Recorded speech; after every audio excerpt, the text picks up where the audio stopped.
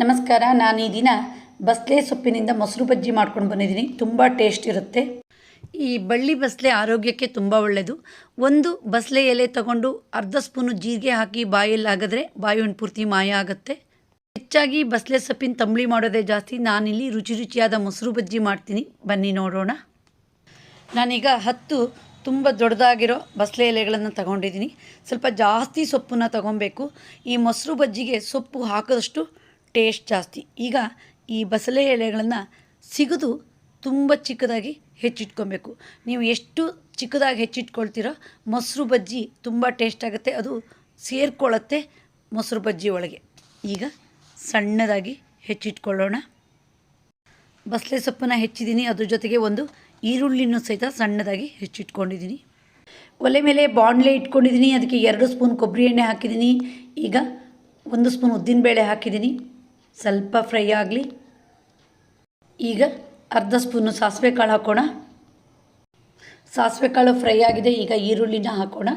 ಈರುಳ್ಳಿ ಒಂದು 4 ಸುತ್ತು ಹುರಿಯೋಣ. ಸ್ವಲ್ಪ ಬಾಡಬೇಕು.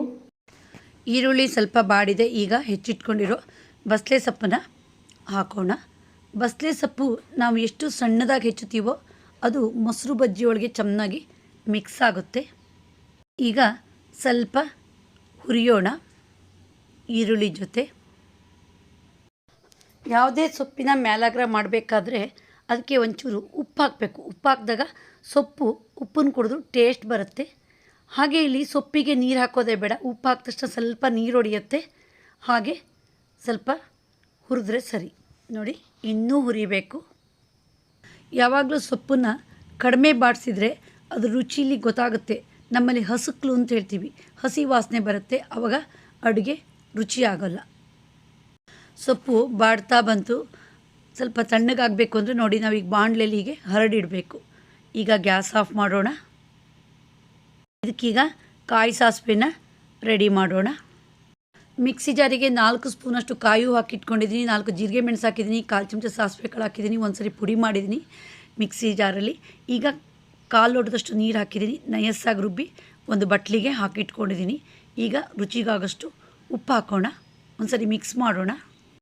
ಹುರಿದಿರುವ ಸೊಪ್ಪು ತಣ್ಣಗಾಗಿದೆ. ಈಗ ರುಬ್ಬಿರುವ ಕಾಯಿ ಸಾಸಿವೆನ ನಾನು ಬಟ್ಲಿಗೆ ಹಾಕಿಟ್ಕೊಂಡಿದ್ದೀನಿ. ಅದಕ್ಕೆ ಸೊಪ್ಪನ್ನು ಸೇರಿಸಿದ್ದೀನಿ. ಒಂದ್ಸರಿ ಮಿಕ್ಸ್ ಮಾಡೋಣ. ಈಗ ನಾನು ಕಾಯಿ ಸಾಸಿವೆ ಹಾಕಿದ್ದೀನಿ, ಸೊಪ್ಪಿನ ಜೊತೆ ಚೆನ್ನಾಗಿ ಮಿಕ್ಸ್ ಮಾಡಿದ್ದೀನಿ.